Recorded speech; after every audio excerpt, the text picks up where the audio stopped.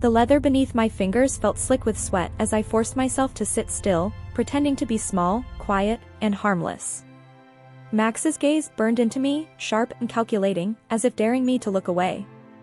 His suit, his polished shoes, every inch of him screamed power, control, and arrogance. I could almost smell the victory in the room, a scent I had once found intoxicating, until I realized it was poison. "You'll never touch what's mine again," Max murmured, his words slicing through the tension like a knife.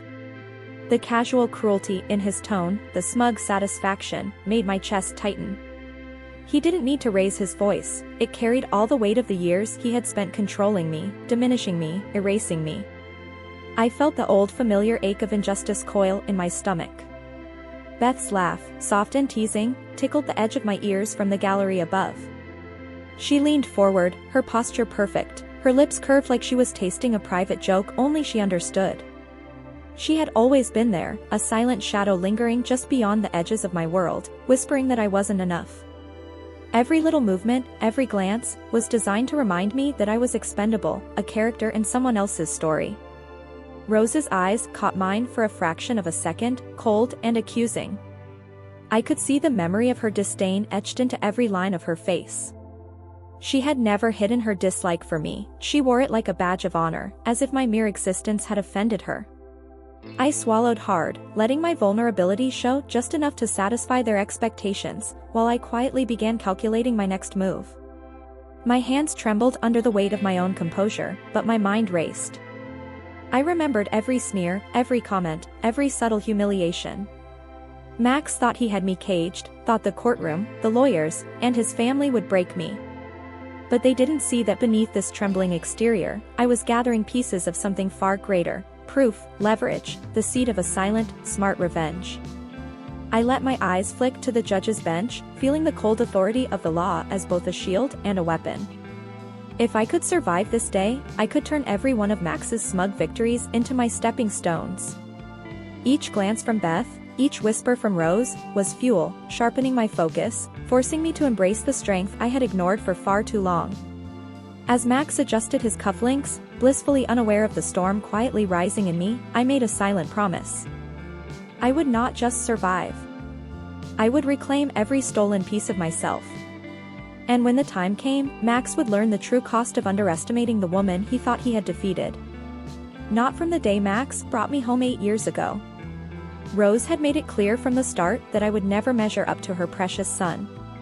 Not refined enough, not wealthy enough, not worthy of carrying the Foster name, she had hissed once, her words cutting sharper than any blade.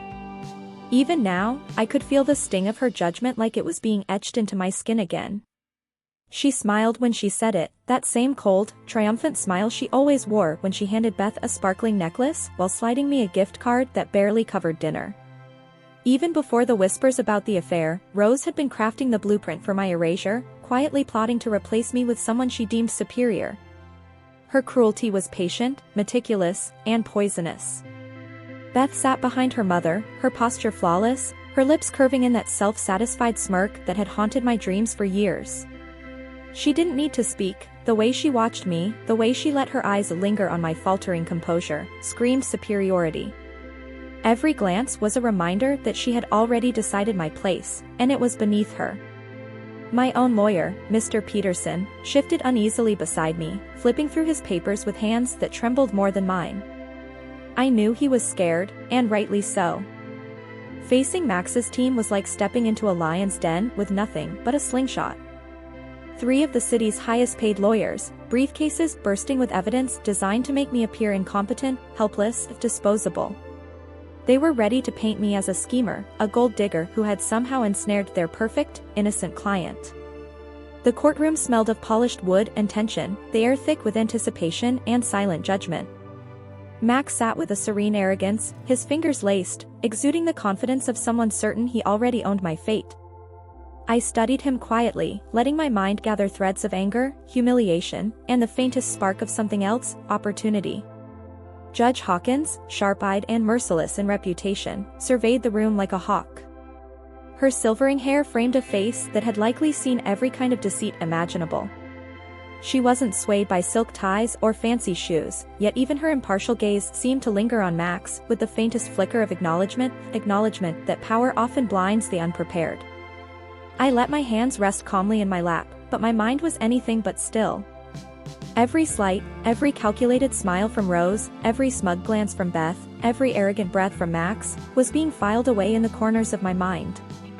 They thought they had me cornered, but they hadn't realized one thing: beneath this facade of vulnerability, I was already preparing the blueprint for my own reckoning.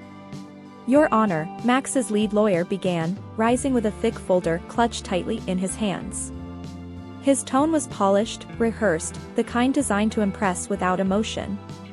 "My client has been more than generous. Mrs. Carter has no work experience, no education beyond high school, and no assets of her own. She has lived a comfortable life for 8 years without contributing to the household income. A modest monthly allowance is more than fair." I felt a rush of disbelief so sharp it made my chest ache. No work experience? I had orchestrated Max's entire social calendar, coordinated his business dinners, and managed a household that ran so seamlessly most people wouldn't have even noticed my presence. No education? I had a marketing degree gathering dust while Max insisted I didn't need to work. No assets. That claim stung more than the rest. Every time I tried to save money, open an account, or create a little independence, Max had a reason why it couldn't happen. And now, as the lawyer painted me as helpless, I forced myself to sit still, letting them believe in the fragile mask I had been wearing for years, the quiet, naive wife who didn't understand business, money, or the world outside her cage. Max's dark eyes found mine, gleaming with satisfaction. He thought he had already won, that every humiliating detail, every invisible chain he had wrapped around me, had secured my silence and compliance. For 6 months, since I discovered the affair, he had been meticulously preparing this moment. Moving money, hiding assets, creating a web so intricate I was supposed to feel powerless. I let my fingers rest lightly in my lap, but my mind was racing. I recalled every unfair rule, every dismissive remark, every little corner of my life that Max had tried to control. Their arguments weren't just about money, they were about identity, about asserting dominance, about erasing me from existence. But beneath my composed exterior, a different plan was forming. I studied Beth in the gallery above, her lips curled in that smug, knowing smile. She had been part of this entire performance from the beginning, a silent accomplice who relished every moment of my diminishing presence. And Rose, with her cold gaze, observing every expression, every tremor of my body like a scientist, cataloging a failed experiment. They all thought they understood the rules. They had no idea I was rewriting them in real time. Every detail mattered, the folding of the papers, the cadence of the lawyer's voice, the calculated smirk on Max's face. I let it all wash over me, letting the rage, the fear, and the undeniable spark of cunning settle in my chest. This wasn't the end. It was the opening move in a game they didn't even know I was ready to play. And when the final pieces fell, they would learn exactly how costly it is to underestimate the woman you think you've destroyed. Peterson stood up slowly, each step seeming to weigh a ton, as if he were walking to his own execution. "Your Honor, I have one final piece of evidence to present on behalf of my client," he said, his voice trembling slightly as he reached into his briefcase. He pulled out a white envelope. "Mrs. Carter has prepared a letter for the court's consideration." Max's confident expression shifted instantly to confusion. No one had mentioned any letter before. Beth's perfect posture faltered for a moment, and Rose's icy eyes narrowed, scrutinizing every move Peterson made with suspicion. Walking toward the judge's bench, Peterson kept his composure, but I could feel the tension pulsing in the air, as if every second stretched into an eternity. The letter was in Judge Hawkins' hands, and she opened it carefully, as if she suspected something extraordinary hidden inside that ordinary envelope.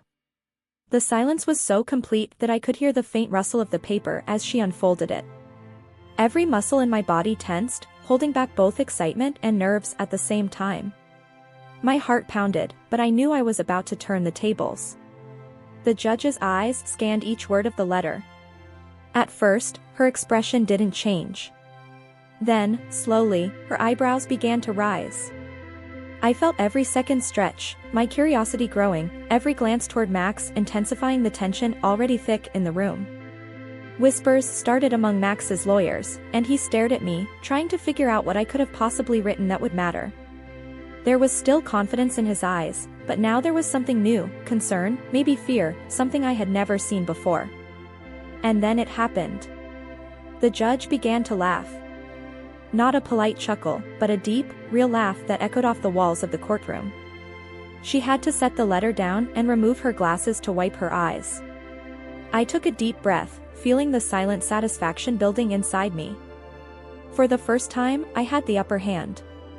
"Oh, this is just perfect," Judge Hawkins murmured, her voice low but echoing in the still courtroom.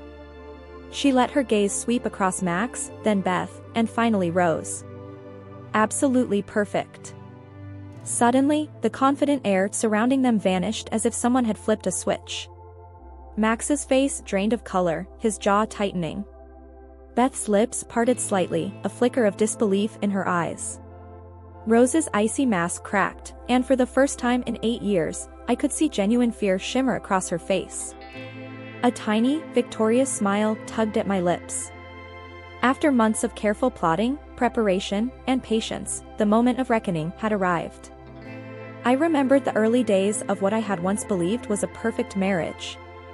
Max would arrive home with fresh flowers, kiss me at the door, and whisper about how lucky he was to have me. We had lived in the grand old house on Maple Street, its white pillars gleaming and lawn manicured to perfection. I had felt like I had stepped into a dream, a life that belonged only in fairy tales. "You don't need to worry about money, Carmen," Max had said one night, leaning back in his chair at our dining table. His movements were precise, almost ritualistic, slicing his steak with the same exacting care his mother had taught him. "I make enough for both of us. You should focus on making our home beautiful." At the time, I had been thriving at a small marketing firm downtown, crafting campaigns for local businesses.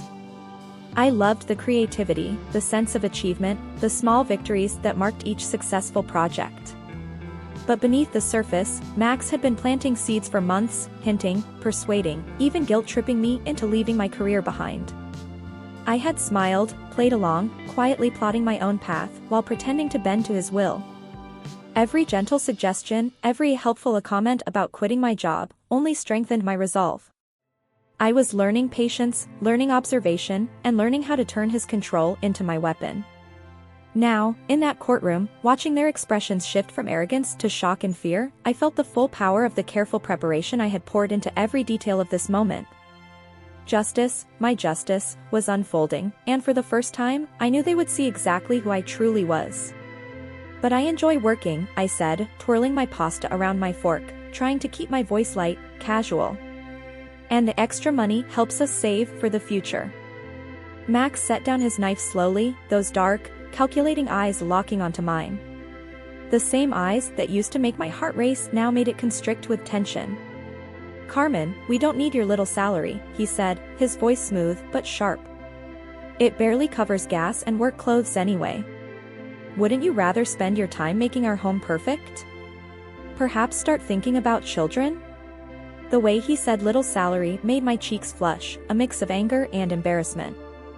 I worked hard, made enough to manage groceries, utilities, even a few luxuries. Yet sitting there, in the dining room with its crystal chandelier and imported furniture, I felt invisible, almost foolish. Maybe he was right. Maybe my contribution didn't matter at all. "I suppose I could take some time off," I said quietly, the words tasting bitter in my mouth. Max's smile spread wide, proud and patronizing. "That's my smart girl. You'll be so much happier at home." Within a month, I had quit my job.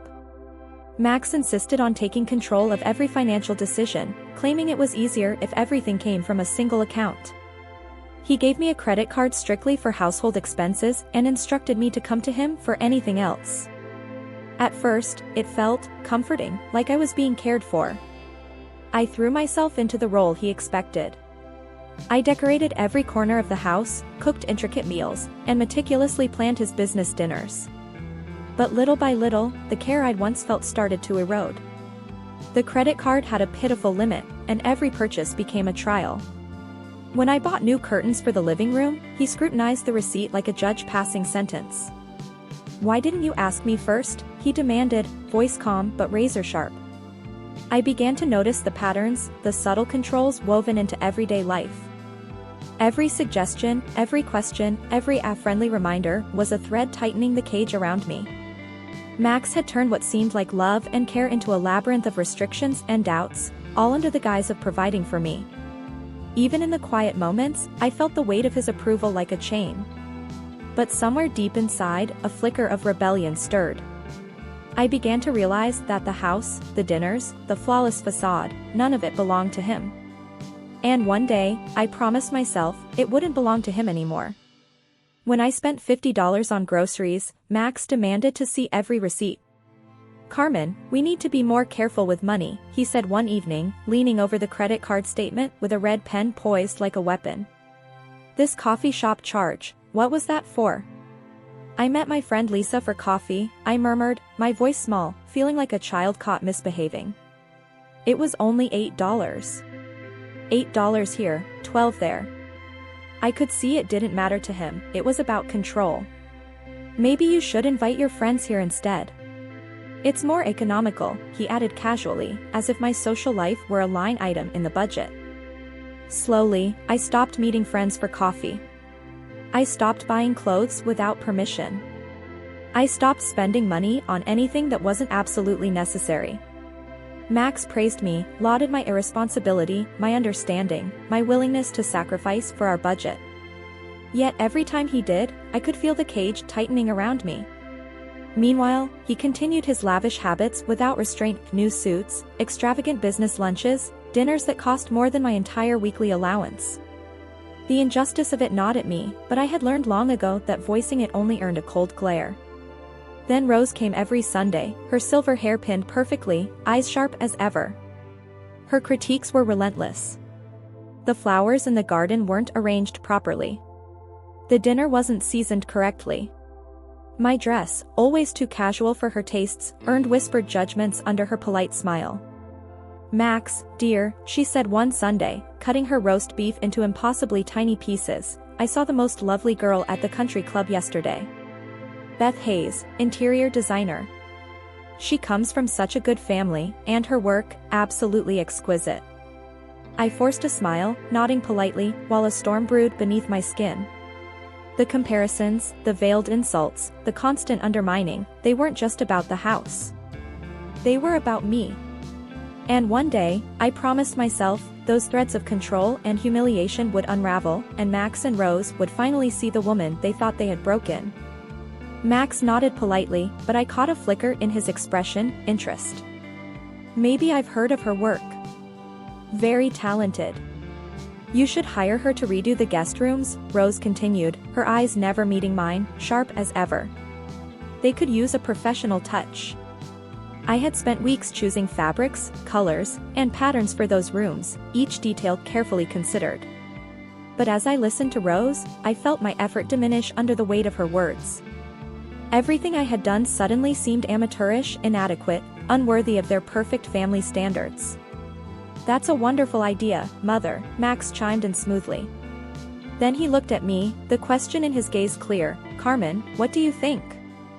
What could I say? That I had poured myself into those rooms, and that hiring someone else felt like admitting defeat? I forced a smile, brittle but polite. "Of course, whatever you think is best," I said, my voice soft, practiced.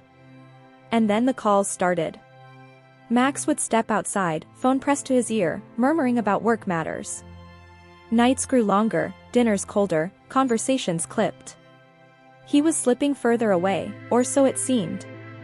One evening, I tried to mask my growing unease. "How was the VH project meeting?" I asked as he loosened his tie, trying to sound casual.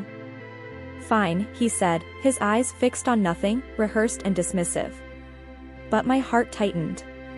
Earlier that day, I had glimpsed his calendar on the counter. There was no VH project meeting, just a cryptic note, VH 7 p.m. with a restaurant I didn't recognize. A spark of suspicion ignited inside me. I realized I had been ignoring little inconsistencies for too long, brushing off intuition because it was easier than facing the truth. Now, the cracks were obvious. I began watching, noting, remembering every detail I had once overlooked. Something had shifted. The familiar life of comfort and routine was peeling away, revealing secrets, lies, and betrayals lurking just beneath the surface. And for the first time in months, I felt the cold thrill of control stir inside me. I would uncover the truth, piece by piece, and when the moment came, I would strike with precision. Credit card statements that Max shoved back into his briefcase. Phone calls that stopped abruptly when I entered the room. A new cologne lingering in the air, not the one I knew. Shirts returning from the dry cleaner with faint traces of lipstick that didn't match mine. Each tiny detail sharpened the gnawing suspicion in my chest. One evening, while folding Max's laundry, I found a receipt tucked into the pocket of his suit pants. It was from a high-end downtown restaurant, dated just last Tuesday. The total? Enough to cover my groceries for an entire month, and it was for 2 people, complete with champagne and dessert. But Tuesday night, Max had claimed he was buried in work at the office. My fingers trembled as I held the paper. Lobster. Chocolate souffle. Prices Max always said were extravagant when we shopped together. And yet, someone hidden, had enjoyed a life of indulgence while I believed we were partners in every aspect of our lives. The realization hit me like ice water. This wasn't just about money. It was deceit. A double life. That night, Max came home, a faint scent of perfume not mine clinging to his jacket. I said nothing. I smiled as I asked about his day, and he launched into a string of fabricated meetings, reports, and deadlines. I nodded, serving him dinner with my usual polite calm, every fiber of me coiled with awareness. Sitting there at the table, listening to his rehearsed lines, I felt the familiar sting of betrayal deepen into something colder, something sharper. My mind raced, cataloging every inconsistency, every lie. Each small deception became a thread I could follow, a path that would eventually lead to the truth. I realized then that patience was my weapon. I would pretend, observe, collect evidence quietly. Max had underestimated me for years, and he still didn't see the storm gathering behind my calm exterior. I could play the part of the compliant wife while weaving the intricate web that would one day unravel him. By the time he left for another late-night meeting, I was already planning. Step by careful step, I would uncover every secret, expose every lie, and reclaim the life he thought he had taken from me. And when the time came, he would discover that the woman he thought powerless was already far more dangerous than he ever imagined. The next morning, I waited until Max left for work before I got dressed. Instead of my usual routine of tidying the house and organizing his schedules, I pulled on dark jeans and a baseball cap. I felt like a character in one of those spy thrillers I used to binge watch, except this wasn't fiction. This was my life, unraveling in real time. I drove across town to Max's office building, parking a few blocks away so I could watch without being noticed. My pulse was a drumbeat in my ears. What was I doing? Tailoring my own husband like some paranoid detective? But I couldn't ignore the gnawing suspicion any longer. I needed to see the truth for myself.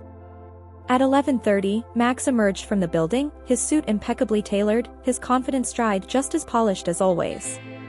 But he wasn't alone. Beside him walked a woman with long, golden hair and a vibrant red coat. She moved with a grace that made my chest tighten, her presence radiating everything I wasn't: tall, elegant, perfectly poised, dripping in wealth and sophistication. They laughed together as they approached Max's car. Her hand brushed against his arm, and he grinned at her the same way he used to at me in the early days of our marriage, before the cracks began to show. Every detail, the tilt of his head, the warmth in his smile, was a punch to my chest. I felt both fury and heartbreak ripple through me. I kept my distance, following them carefully through the city streets. My eyes never left them. Each red light, each turn, I stayed far enough behind to remain invisible, but close enough to capture every nuance. They drove to Romano's, the upscale Italian restaurant where Max had once taken me for our anniversary. The same place where he had lectured me about saving money, telling me we couldn't afford indulgences, yet here he was, spending lavishly with her. I parked a few blocks away and watched them enter, the restaurant's glass doors swallowing them in warmth and luxury. I felt my hands curl into fists, my nails digging into my palms. Every lie, every hidden dinner, every whispered secret that I had ignored or rationalized suddenly snapped into sharp focus. This wasn't about money or trivial indulgences anymore, it was betrayal in its purest form. And in that moment, as I stared at the entrance where they vanished inside, I made a silent vow: Max would not get away with this. I would uncover everything, piece by piece, and when the time came, he would see just how dangerous I could be when pushed too far. The quiet fury coiled inside me, ready to turn the tables in a way he could never anticipate. I watched through the window as they sat at a corner table, holding hands across the white tablecloth. The woman had to be Beth Hayes, the interior designer Rose had mentioned.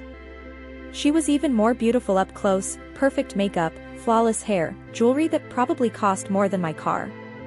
She touched Max's face gently, and he caught her hand and kissed her palm. My chest felt like it was being crushed from the inside. I sat in my car for 2 hours, watching them eat, laugh, and act like a couple in love. When they finally left, Max walked her to a silver BMW parked nearby. He kissed her goodbye, not a quick peck, but a real kiss, long enough that I had to look away. That evening, Max came home at his usual time with a story about a difficult client meeting. He complained about how boring his day had been, how he wished he could have spent it with me instead. I nodded and smiled and served him the dinner I had somehow managed to cook while my whole world was collapsing. "How was your day, sweetheart?" he asked, calmly cutting into his chicken like nothing had happened. "Quiet," I said. "I reorganized the closets and did some reading." "That's my good girl," he said, reaching over to pat my hand. "Always keeping busy." I wanted to scream. I wanted to throw my plate at the wall and demand to know who Beth was and how long this had been going on. But instead, I squeezed his hand back and asked if he wanted dessert. Over the next few weeks, I became an expert at following them. I learned their routine. Lunch dates on Tuesdays and Thursdays, evening meetings that were really dinner dates on Fridays, weekend trips that Max insisted were business conferences. I tracked every move, every excuse, every lie. I felt like a ghost in my own life, following them from a distance, recording every indulgent smile, every shared laugh, every tender glance. They visited art galleries and wine tastings, places I had dreamed of going with him but never had the chance. They walked into expensive boutiques, and I watched through the window as Beth tried on dresses that cost more than I made in 3 months. My stomach churned, a mix of anger, heartbreak, and an almost electric determination building inside me. Max showered her with jewelry, flowers, and designer handbags, every gift a silent punch to my chest.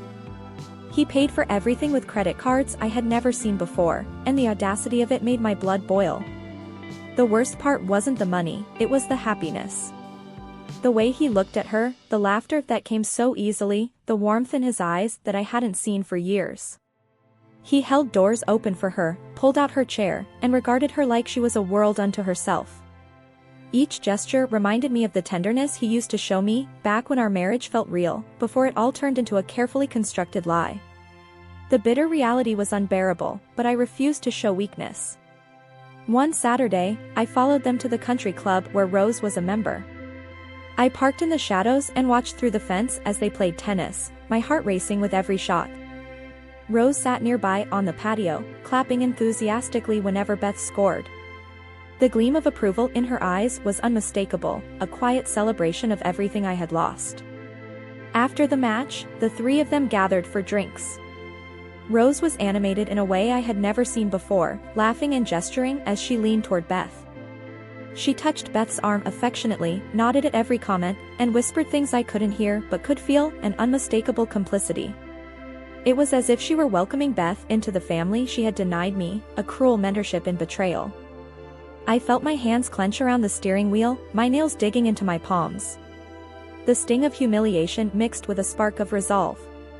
Rose wasn't just aware of the affair, she was encouraging it, cementing Beth's place at my expense. And in that moment, a cold, steady determination took root inside me. I would make them regret ever underestimating me. I drove home and sank into the silence of my empty house, the weight of realization pressing down on me. This wasn't just about Max having an affair. No, it went deeper.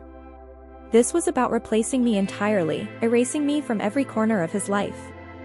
Rose had found someone she deemed worthy of her son, and the three of them were orchestrating a plan to push me out, carefully, methodically. That night, Max came home with faint scratches along his forearms. I barely flinched, my mind already analyzing every detail. What happened? I asked casually. He shrugged. Caught my arm on a nail moving boxes at work. A tiny, effortless lie, but I knew it for what it was. One among countless falsehoods I had swallowed over the years. Later, I approached carefully, the tension coiling in my chest. Max, your mother mentioned that interior designer again at dinner last week. Beth. Have you considered hiring her? His face betrayed nothing, but I caught the barest flicker of hesitation. Oh, right. I looked into it, he said smoothly. She's very expensive.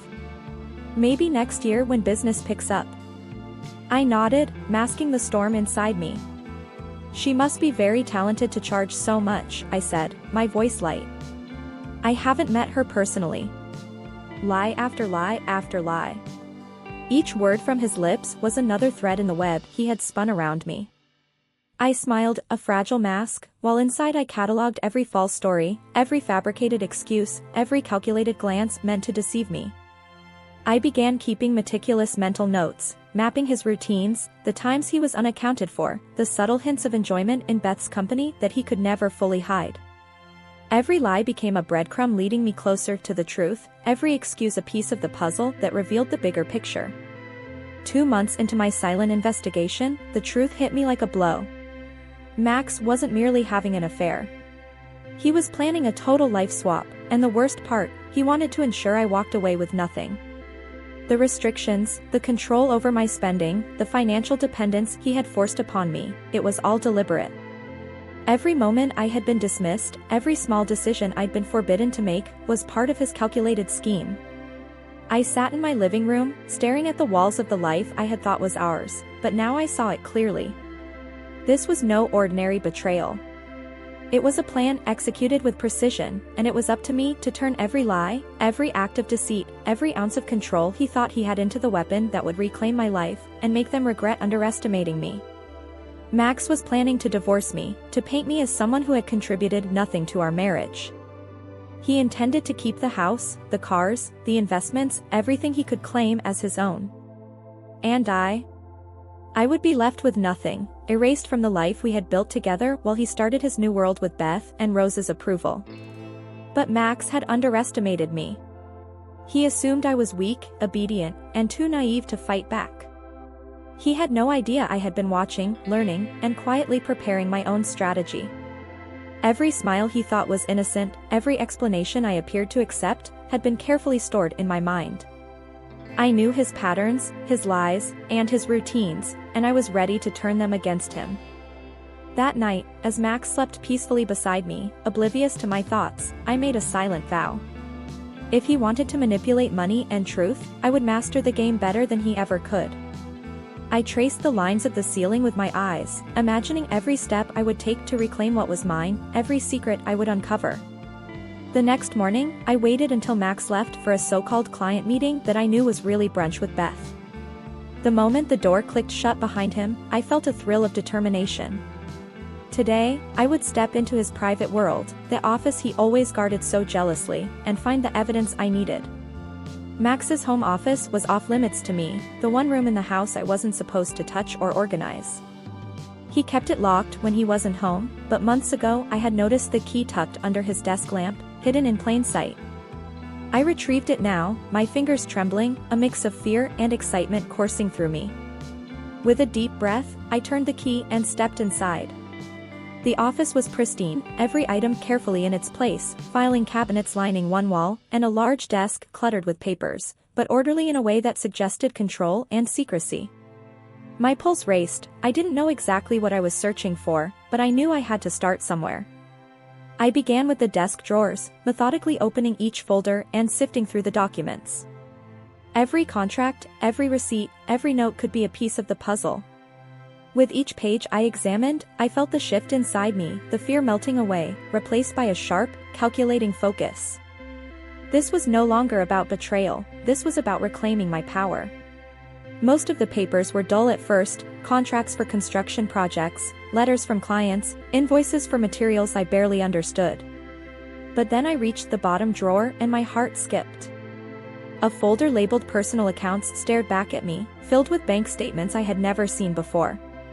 Max had 3 secret accounts, hidden from me for years.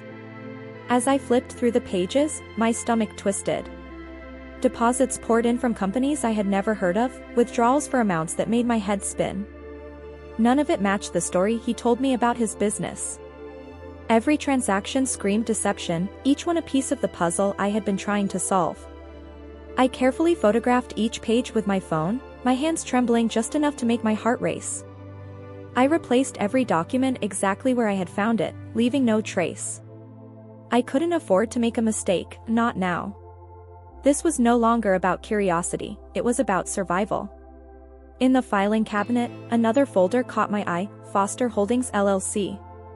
Max had never mentioned this company, yet it owned multiple properties scattered across the city. Properties he claimed belonged to his clients, but the papers told a different story. I felt my chest tighten, he had been lying to me all along. Then came the receipts. Luxury watches priced at $15,000, vacations to Hawaii I had never taken, jewelry from boutiques I didn't even know existed. Each item was a dagger to the heart, proof of a double life, proof of betrayal. Max had been living in a world I had never been allowed to see. Every document I touched, every hidden transaction, was evidence of control, manipulation, and calculated deceit. My mind raced with possibilities. I had been cornered before, but now the corner had a window, and I was about to climb out. For the first time in years, I felt a surge of power. I wasn't just a victim anymore. I was a strategist, a detective in my own life. Max had underestimated me, and that would be his greatest mistake. The game had changed, and now I held the cards. The folder marked legal documents was tucked in the back, and my hands shook as I opened it. Inside were papers from a lawyer I had never heard of, discussing something called asset protection strategies. My heart sank as I read about offshore accounts, shell companies, and schemes to hide wealth from any legal claim or potential creditor. Max had planned this meticulously, as if anticipating a battle I didn't even know was coming. I didn't understand every line of legal jargon, but the meaning was clear. Max was hiding money on purpose. Every sentence screamed calculation, every stamp and signature a testament to deceit. The more I read, the heavier the weight of betrayal pressed down on my chest. A cold realization settled in, this wasn't just infidelity. This was preparation for our divorce. 3 hours passed in what felt like a suspended moment in time. I took pictures of every document that seemed important, careful to avoid leaving any trace. Each click of my phone was a quiet act of rebellion, a way to reclaim pieces of the truth he thought he had buried. By the time I heard Max's car crunch the driveway, I had everything back in place and myself in the kitchen, pretending the day was ordinary. "How was your meeting?" I asked, forcing a casual tone as he leaned in to kiss my cheek. Max loosened his tie, smiling confidently. "Productive," he said smoothly. "The Johnson project is moving forward faster than expected." I nodded, tasting the bitterness in my mouth, knowing the calendar on my counter told a different story. Another lie. I smiled and asked if he wanted a sandwich, my voice steady, my hands busy. He didn't notice the storm gathering behind my calm exterior. That afternoon, I did something I had never dared before.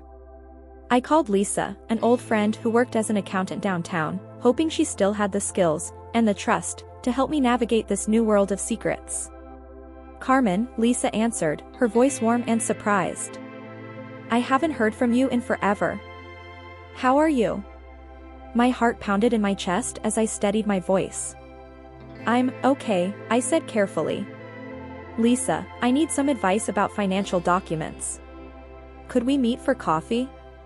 There was a pause on the line, and then her tone grew curious, tinged with concern. "Of course. Is everything all right? You sound worried. I swallowed hard, forcing myself to stay calm. I'll explain when I see you, I whispered, the weight of my discoveries pressing down, but also sparking a fire I hadn't felt in years. The game was no longer his, I was stepping into it, ready to take control. We met at a small cafe on the far side of town, a place Max would never step foot in. Lisa looked exactly as I remembered, curly red hair, warm smile, the kind of presence that made you feel safe. But the moment I slid my phone across the table and she began scrolling through the photos, that warmth drained from her face. Carmen, she said slowly, brows knitting together. Where did you get these documents? They're my husband's, I whispered. I found them in his office. For several minutes, Lisa said nothing. She zoomed in, scrolled back, checked dates, tapped her fingers anxiously against the table. Finally, she lifted her gaze to mine, and her expression was nothing short of alarmed. Carmen, some of these transactions are extremely suspicious, she said. These shell companies, the offshore transfers, the recurring cash deposits. This isn't normal bookkeeping. My chest tightened. Suspicious how? She exhaled, rubbing her forehead. This looks like money laundering. I blinked at her, feeling the words hit me like cold water. Money laundering? What does that even mean? It means someone is taking money from illegal sources and making it look legitimate by moving it through layers of accounts and fake companies, she explained. It's a felony, Carmen. A very serious one.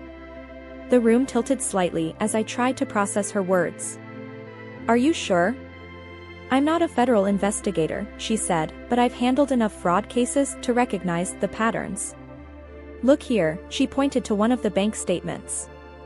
Max is receiving large cash deposits from companies that don't seem to exist. Then he transfers that money through multiple accounts before it lands in offshore banks. That's textbook laundering. My stomach churned. Lisa, what do I do? She leaned in, lowering her voice. You need to speak with someone who specializes in financial crimes. Someone who understands how dangerous this is. I know a detective who works on these kinds of cases, Lisa said quietly. His name is Antonio Rivera. He's one of the best. Do you want his number? All I could do was nod. She grabbed a napkin, scribbled his information, and slid it across the table. Before I could pick it up, she reached for my hand. Carmen, be careful, she warned. If your husband is laundering money, he could be dangerous. Do not let him know you found any of this. Her words echoed in my head the entire drive home. I felt like I was moving underwater, detached from my own body, the napkin in my pocket burning against my skin like a brand. When I walked into the house, Max was exactly where I expected him, locked away in his office. Probably shifting more illegal money while I chopped vegetables and pretended not to notice. I made dinner. I cleaned the kitchen. I moved through the house like a ghost wearing my own skin. But inside, I was shaking. That night, Max fell asleep instantly, breathing evenly beside me like a man with nothing to hide. I lay awake staring at the ceiling, every revelation crashing over me in waves. My husband wasn't just cheating. He wasn't just plotting to ruin me financially. He was using our marriage as a shield, a prop to make him look respectable while he committed federal crimes behind closed doors. For the first time in months, something hotter than fear flickered in my chest. Anger. The kind that doesn't fade. The kind that becomes purpose. Max had lied, manipulated, and stolen from me. He planned to walk away with everything while I was left begging for scraps. But now I had something he never expected, the truth. And the truth could ruin him. Tomorrow, I thought, gripping the edge of the blanket. Tomorrow, I stop being scared. Tomorrow, I fight back. The next morning, I waited until Max left for work, Beth no doubt waiting for him somewhere, before I pulled out the napkin with Detective Rivera's number. My hands trembled, but my voice didn't. I dialed. My hands trembled violently as I dialed the number, fumbling over the digits 3 times before I finally got it right. A deep, steady voice answered. Detective Rivera, Financial Crimes Unit. Hello, I whispered, my throat tight. My name is Carmen Foster. Lisa Martinez gave me your number. I think my husband might be involved in illegal financial activity. There was a long pause on the other end, the kind that makes your chest feel hollow. Finally, he said, Mrs. Foster, can you come to the station this afternoon? I'd like to discuss this in person. 2 hours later, I found myself sitting in a small, sterile office at the police station. Across from me, Detective Antonio Rivera, a man in his 40s with sharp, kind eyes and streaks of gray in his hair, studied the pictures I had taken from Max's office. Mrs. Foster, he began, his voice calm but commanding, how long has your husband been involved in these financial activities? I swallowed hard, my voice barely audible. I don't know. I just found these papers yesterday. I had no idea any of this existed. Rivera nodded knowingly. That's very common. Spouses often have no clue their partners are hiding illegal operations. But this is serious. He gestured to one of the bank statements, tapping it with his pen. These transactions show a clear, deliberate pattern of money laundering. Your husband is receiving massive sums from questionable sources and moving it through multiple accounts to conceal their origin. My stomach twisted. Questionable sources? What kind? Rivera's expression darkened slightly. Based on the amounts and the movement of funds, likely drug money, illegal gambling, or other organized crime activity. This isn't a small scheme, Mrs. Foster. This is professional, and it's dangerous. I pressed my hands to my lap, trying to steady my shaking fingers. My life, my marriage, everything I thought I knew, it had all been a facade. Max wasn't just cheating or scheming, he was hiding in plain sight while building a secret empire of crime. And now, for the first time, I felt a surge of something I hadn't felt in months, control. I wasn't powerless anymore. Not today. Your husband's real estate business provides perfect cover, Detective Rivera said, his tone darkening. Properties can be bought, sold, flipped, and overvalued. It's one of the most common ways to clean dirty money. My stomach churned. I felt cold all over. How long could he go to prison for this? I asked. Money laundering is a federal offense, he said plainly. Depending on the amounts involved, he could face 10 to 20 years in prison. And that's before we consider the fines and asset forfeiture. All assets? I repeated, my voice breaking slightly. He nodded. Everything. The house, the cars, the investment accounts, if they were purchased with laundered money, the government will seize them. My mind spiraled. If Max went to prison and the government took everything, where would that leave me? With nothing. Exactly like he had planned. But this time, it wouldn't be because he had manipulated me in divorce court. It would be because he was a criminal who had finally run out of places to hide. I took a slow breath. Detective Rivera, I said carefully, what if I helped you build a case? What if I could get more evidence? He leaned back in his chair, arms crossed, his eyes narrowing with concern. Mrs. Foster, that would be extremely dangerous. If your husband suspects you're helping law enforcement, he could become violent. People involved in this kind of money don't handle betrayal well. But I'm already in danger, aren't I? I whispered. He's involved with criminals. He's planning to leave me with nothing. I'm living in the same house as a man who lies to my face every single day. I'm not safe anyway. Rivera studied me for a long moment, so long I could hear my heartbeat pounding in my ears. Finally, he asked, what exactly are you proposing? I straightened in my chair, even as my hands trembled in my lap. I have access to his office, I said. His computer. His files. His calendars. His safe. I can get things you can't. I could copy more documents, I said quietly. I could record conversations, maybe even find out who he's working with. But if I do this, I need protection. And I need guarantees about what happens to me when this is over. Detective Rivera folded his hands on the desk. What kind of guarantees? I want immunity from any charges connected to his crimes, I said, choosing each word carefully. I want protection if he tries to hurt me. And I swallowed hard. I want to keep some of the assets he bought with legitimate money. The parts of our life that weren't built on lies. For the first time since I had arrived, Rivera smiled faintly. Mrs. Foster, you're thinking like a prosecutor. He stood, gathering the documents. Let me make some calls. I'll see what we can arrange. 3 days later, I sat in a conference room with Detective Rivera and a federal prosecutor named Sarah Chen.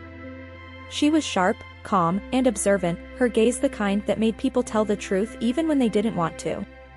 We've prepared an official cooperation agreement, Chen said, sliding the papers toward me. It grants you immunity, relocation protection if necessary, and the right to retain any assets proven to be purchased with clean income. She met my eyes. In exchange, you'll work as a confidential informant. We'll provide recording devices, a secure phone line, and training on how to gather evidence safely. But you must understand one thing, if your husband discovers your involvement, you will be in very real danger. I understand, I said. And for the first time in months. I truly did. I took the pen. My hand didn't shake. I signed. When do we start? I asked. Over the next 2 months, I became someone entirely new. By day, I played the obedient wife, cooking, cleaning, smiling, laughing at Max's stories about work that I now knew were complete lies. I kissed him goodnight. I made him coffee. I listened to him complain about stress while he laundered money at his desk.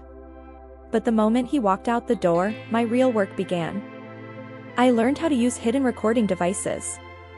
I learned how to copy hard drives without leaving a trace. I learned how to read financial ledgers the way detectives read crime scenes. Every receipt, every late-night phone call, every business trip became part of the case. And as the evidence grew, so did my resolve. I wasn't just gathering proof anymore. I was taking my life back piece by piece. I installed tiny recording devices in his office and inside his car, my hands shaking every time I heard a noise in the hallway. I copied files from his computer onto hidden flash drives. I photographed every document I could get my hands on. Piece by piece, I built a complete map of his crimes, and the truth was worse than anything I expected. Max wasn't just laundering money. He was laundering it for a drug trafficking organization led by a man named Carlos Mendez, someone the police described as extremely dangerous. Max would take cash payments of $50,000 to $100,000, use his real estate company to buy properties with the dirty money, then sell them later and deposit the clean profits into legitimate accounts. But the part that made my stomach twist was this: Max had gotten greedy. Instead of taking only his agreed-upon cut, he had been secretly skimming extra cash for himself. And what did he spend it on? His affair with Beth. Lavish trips. Designer gifts. Private hotel suites. All paid for with money that could get him, and me, killed. I recorded conversations where Max bragged to his business partner, laughing about how easy it was to fool federal agents. I photographed meetings where dangerous-looking men handed him briefcases filled with cash. I documented every transaction, every lie, every betrayal. The hardest part was pretending life was normal. Every night when Max walked through the door, he'd kiss me and casually talk about legitimate deals, spinning stories about clients and contracts, while I knew he had spent the afternoon with drug traffickers. I had to smile, nod, and play the devoted wife, even as I built the case that would destroy him. "You seem different lately," he said one evening as we ate dinner. "More confident, maybe." "I like it." "I've been reading more," I said, which was true. I had been reading everything I could find about money laundering and financial crimes, learning new things. "That's wonderful, sweetheart. Knowledge is power." If only he knew how much knowledge I had gained and how I planned to use that power against him. By the end of 2 months, Detective Rivera told me we had enough evidence to arrest Max and seize all his assets. But I asked for 1 more week. I wanted to be in that divorce court when Max thought he had won everything. I wanted to see his face when he realized that his perfect plan had been destroyed by the wife he thought was too stupid to fight back. The trap was set. Now all I had to do was wait for Max to walk into it. The divorce proceedings began on a cold Tuesday morning in November. I sat in the hallway outside the courtroom wearing a simple black dress that made me look smaller and more helpless than I felt. Max arrived with his team of expensive lawyers, all of them carrying thick briefcases and wearing confident smiles. "Good morning, Carmen," Max said, his voice dripping with fake concern. "I hope we can get through this quickly and amicably." I nodded meekly, playing my part perfectly. "I just want what's fair, Max." He patted my shoulder like I was a child. "Of course you do, sweetheart. Don't worry. I'll make sure you're taken care of." Beth arrived a few minutes later wearing a stunning blue suit that probably cost more than I used to make in a month. She sat in the gallery behind Max, her presence a clear message about who would be taking my place. Rose sat beside her, the two of them whispering and smiling like old friends planning a celebration. When we entered the courtroom, Max's lead lawyer, Mr. Harrison, immediately took control. He was a tall man with silver hair and an expensive watch, the kind of lawyer who charged $1,000 an hour and won cases through intimidation. "Your Honor," Mr. Harrison began, "this is a straightforward case. My client, Mr. Max Foster, is a successful businessman who has supported his wife for 8 years.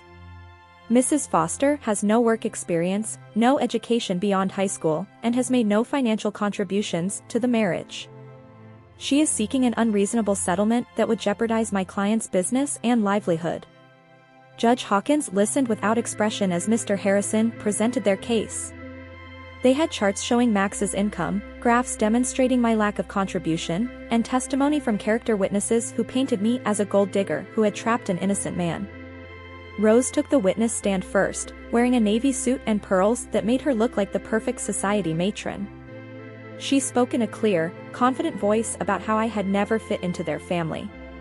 Max had tried so hard to help Carmen improve herself, Rose testified, her voice full of rehearsed disappointment. He paid for etiquette classes, bought her appropriate clothing, even hired tutors to help her learn about art and culture. But she showed no interest in bettering herself or supporting Max's career. Every word was a lie, but Rose delivered them with such conviction that even I almost believed her. Max had never paid for any classes, tutors, or anything meant to improve me. The only thing he had ever invested in was my silence and obedience. Mrs. Foster has no understanding of the social obligations that come with being married to a man of Max's standing, Rose continued. She embarrassed him at business functions and refused to participate in charitable events. Honestly, I'm surprised the marriage lasted as long as it did. Mr. Harrison nodded as if she were delivering gospel truth. Thank you, Mrs. Foster. No further questions. My lawyer, Mr. Peterson, stood up for cross-examination, but he looked nervous and painfully unprepared. Mrs. Foster, he began weakly, isn't it true that your son controlled all of the finances during the marriage? Max managed the money because he's good with finances, Rose replied smoothly. Carmen showed no interest in learning about such things. And isn't it true that you encouraged your son's relationship with Miss Beth Hayes? For the first time, Rose's polished exterior cracked. Her eyes flashed with anger, sharp, defensive, offended. I have no idea what you're implying, she snapped. Mr. Peterson immediately backed down and returned to his seat, clearly outmatched. I wanted to scream at him to fight, to push back, to expose them, but I reminded myself. This was all part of the plan. They needed to feel confident. They needed to believe they had already won. Because the fall would hit much harder. Next, Max took the witness stand. He looked composed and confident in his tailored dark suit, every inch the successful businessman who had been wronged by his allegedly irresponsible wife.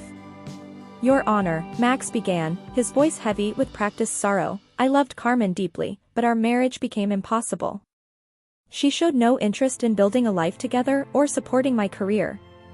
She spent money carelessly and avoided responsibility for the household.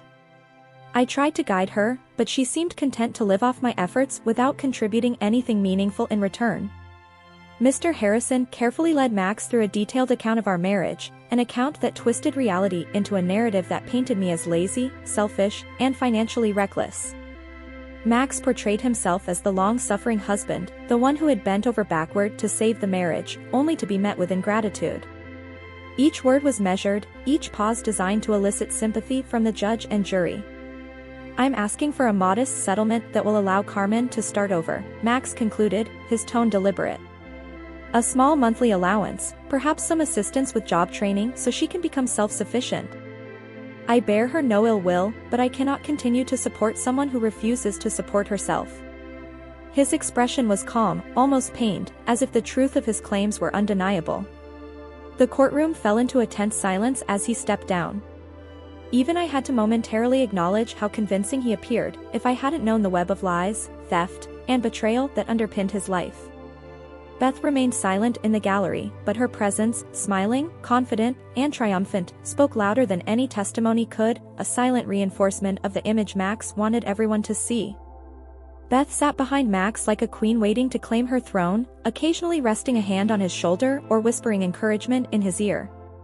Rose beamed at her, radiating obvious approval and pride. The gallery seemed to revolve around them, their alliance palpable, a silent proclamation that they believed victory was already theirs. When it was my turn to testify, I performed my role flawlessly. I spoke softly about how I had tried to be a good wife, how I had managed our home and supported Max's career in ways that didn't appear on spreadsheets or statements, but even my own words sounded frail, almost pitiful. Each sentence felt like I was shrinking under the weight of their expectations and lies. Mr. Harrison's cross-examination was merciless. He forced me to admit I had no income, no savings, no tangible skills. He questioned every purchase, every choice I had made, making me feel like a criminal guilty of the grave sin of financial dependence. By the day's end, it seemed as though Max had already won. His lawyers exchanged smug smiles, Beth glowed with triumph, and Rose appeared to be mentally planning the celebratory events of my supposed replacement. But I wasn't afraid. I knew what came next.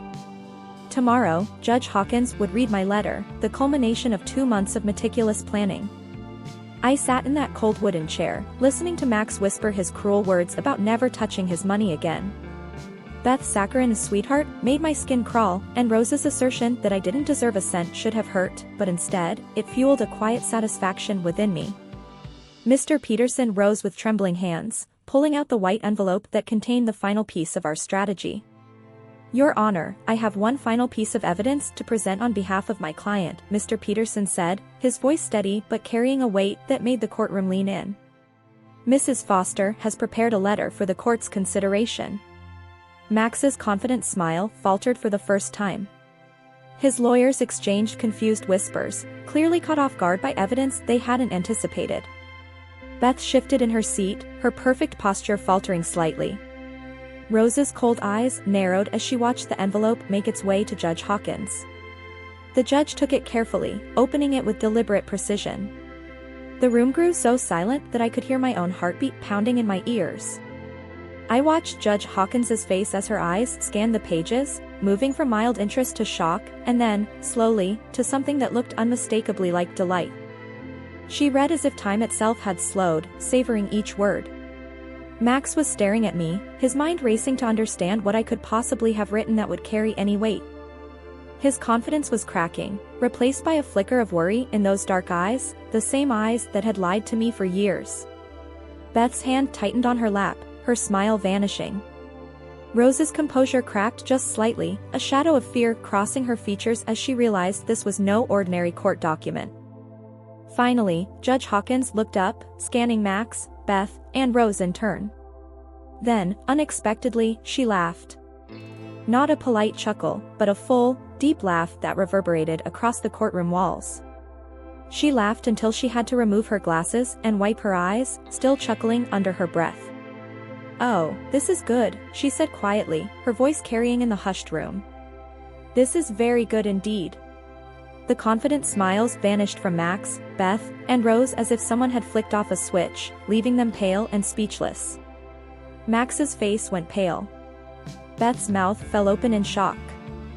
Rose's cold composure, so carefully maintained for 8 years, finally cracked, revealing fear and disbelief.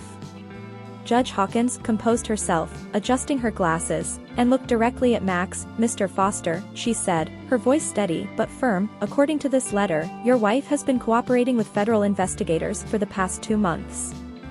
She has provided extensive evidence of your money laundering operation, including recordings, photographs, and financial documents." Max shot to his feet, his chair scraping loudly against the floor. "That's impossible. She doesn't know anything about my business," he shouted, panic creeping into his voice. "Sit down, Mr. Foster," Judge Hawkins said sharply, her gavel tapping the bench for emphasis. "According to Detective Antonio Rivera of the Financial Crimes Unit, you have been laundering money for a drug trafficking organization. You've been skimming funds from your criminal associates and using that money to finance an extramarital affair." Beth gasped, her hand flying to her throat. "Max, what is she talking about? The jewelry, the trips, the expensive dinners." Judge Hawkins continued, reading from the letter with calm authority. "All paid for with stolen drug money. Miss Hayes, you might want to contact a lawyer. Accepting gifts purchased with proceeds from criminal activity can make you an accessory to money laundering." Beth's face went white as she stared at Max in horror, realizing that everything he had given her was tied to serious crimes. I didn't know," she whispered, trembling. "I had no idea." Rose stood up, her voice shaking with rage and disbelief. "This is ridiculous," she shouted, her composure completely shattered as she stared at the unfolding disaster before them. "My son is a respected businessman," Rose began, her voice trembling with indignation. Judge Hawkins looked at her with visible disgust. "Mrs. Foster," she said firmly, "your son faces federal charges for money laundering, tax evasion, and conspiracy. The government will be seizing all assets purchased with illegal funds, which appears to include the family home, vehicles, and most of his business holdings." Max's lawyer frantically whispered in his ear, but Max shoved him aside, eyes wide with panic. "Carmen, you don't understand what you've done. These people don't forgive betrayal. You've put yourself in danger," he stammered. I stood slowly, feeling stronger and more confident than I had in years. "I understand perfectly, Max," I said calmly. "I understand that you are a criminal who used our marriage as a cover for illegal activities. I understand that you planned to leave me with nothing while you started a new life with stolen money. And I understand that you completely underestimated me." Judge Hawkins smiled, folding the letter and looking at me with approval.